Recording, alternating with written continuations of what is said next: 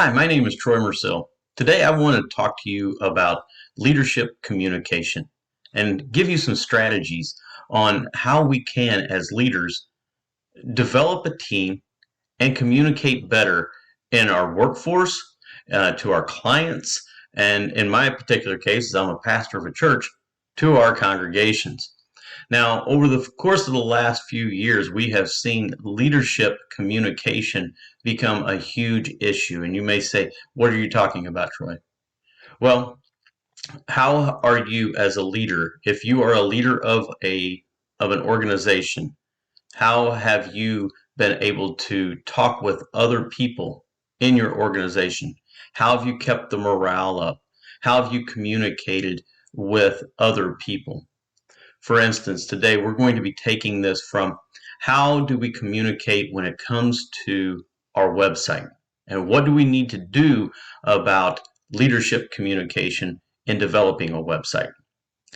Before the pandemic hit in 2020, many people would come to me and ask, when do I find out about a certain thing that's happening at the church? And I would always say, well, go to the website or we email you. And I saw the disgust and almost just the disarray from people that would walk away from those conversations with, I don't know where to go on the website, or I'm even scared of technology. And things weren't the way they used to be. So today, as leaders, we're going to be talking about just this very thing. How do we communicate to those who would be afraid or scared of navigating a website? Now, in order to do this, we have to take a look in a direction of building a team. And sometimes that can be scary. Sometimes that you would almost rather say, the old adage is, if you want anything done correctly, do it yourself. I'm going to encourage you, leader, to get a team together. And as that team comes together, don't just get it from the how do we go about building this website, but have on your team people that struggle with navigating a website so that they can talk to you and tell you how they are feeling and what they are thinking. What does a team concept do? Well, a team concept enhances team collaboration. It boosts productivity and morale in the workplace, and it fosters a positive work environment. Okay. So if you build a team, leader, if you build a team, in this case, to design a website, there's going to be pitfalls. Those pitfalls, you may be saying, well, where are those pitfalls going to happen? Well, sometimes as leaders, we only give our team bits and pieces of information. I want you to take a second just to focus on your organization. If you are a leader of an organization, do you just give them your coworkers or your employees or your organization, or in my case again, our congregation members, just bits and pieces? Do we feel like we spoon feed them? If so, that could lead to a demoralizing effect on your team. Sometimes we only focus on the how do we build it and not the who we are building it for. For instance, on this website, your team is going to be created of people that are highly intelligent. They love getting into their minds and figuring out what's going on. How are you as a leader going to tap into that energy, but also the energy of the other person who isn't as enthused about the all the mechanics that make up a website, but more importantly, who this is going to be talking to? And there's sometimes a third flaw, or a pitfall, is a communication breakdown through indirect communication. Sometimes as leaders, we feel like, oh, if we delegate this or we talk to somebody else about it, well, then it's just going to happen. And we don't follow up. So I'm going to today give you 3 communication strategies as a leader that will help you not only in designing a website, but possibly could help you in your organization today. 3 possible communication strategies that you as the leader can use in everyday life. Now, the first one, strategy number 1, is share and communicate the goal early and often. First of all, you are the leader of the vision. People will follow your vision if you continue to cast it out there, if you continue to goal set, if you continue as a team to get together and say, how do we make this product better? The first thing you should do as a team is to brainstorm, get together and design, have fun with it as well. Make sure that each team member is heard. Sometimes you can use special resources such as strategic plans or Gantt charts. A year ago, I didn't know what a Gantt chart was, but I'm telling you, we live our lives by Gantt charts.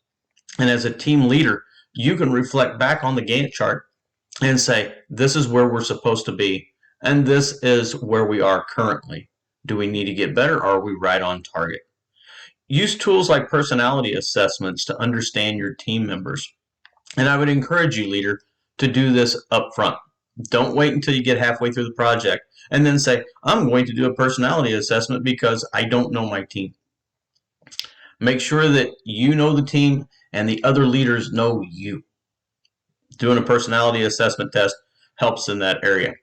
And then encourage open communication. And what kind of preferences does your team have for feedback? Each and every person's different. When you're encouraging that communication, you're talking, but you're listening, and I'm going to get to that in just a second. But each person has a different way that they love to receive feedback. Is it through text? Is it through email? Is it through a face-to-face conversation?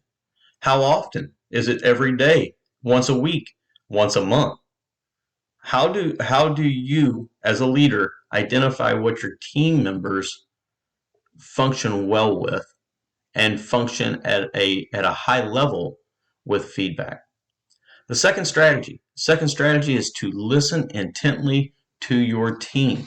I don't know about you, but as a leader, this one is the one that causes most havoc to a leader, because we're not programmed to listen intently. And I'm not just talking the casual listening. I'm really talking in getting in deep with your team and listening to what they have to say. One strategy that you can use to implement this in listening intently to your team is to have one-on-one meetings with each team member and let them talk.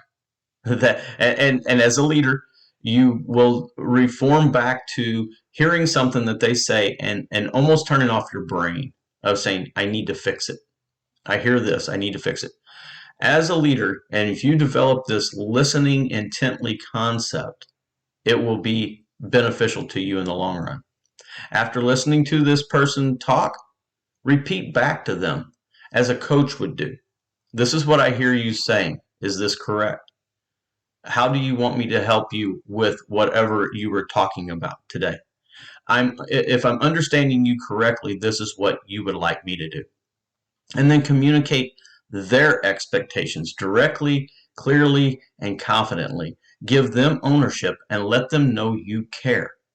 An old adage is, no one cares how much you know unless they know how much you care. And listening is one of the greatest advantages you as a leader can have when team building.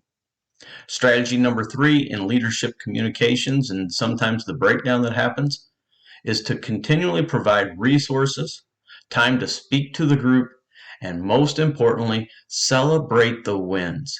Too many times we as leaders want to move on to the next thing. We look at it, we see that it's on, we look at that Gantt chart and we go, oh, it's right on target. But do we pause long enough to say, let's celebrate this win? When I'm talking about providing resources, I'm talking about regular check-ins with your team so that they can tell you, here's what we need. In this case, to design this website that's easy navigatable for the end user, these are some of the things that we see that are out there. Can we implement them? And then strategize. Also, schedule that time to celebrate. Don't just say, we're going to do it, we're going to celebrate. Put it on the calendar. And then almost require each one of your team members to be there to participate in it. That's going to be a tricky situation because we all know that we're busy with a lot of different things. but it will help you as a leader to continue to grow. As a leader, constantly look into newly updated resources so that you can supply your team with those resources and almost say, can we do it this way?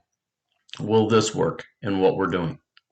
Again, with a website, you don't know how many times people have said, I don't want to go to your website because I don't understand where to go and I get frustrated once I'm there. So in conclusion, three leadership strategies that each and every one of us as leaders can use in our work environment is A, share and communicate your vision and your goals with your team. 2, listen intently to your team. They have some great knowledge and great feedback that if, as a leader, we listen, we can implement. And 3, provide the resources, a time to speak to the group, and to celebrate the wins. I hope these 3 different strategies will help you not only develop a website, but as a leader in whatever organization and ways of communicating with your team, your organization, your congregation, whatever it may be. I hope these 3 leadership skills help you today.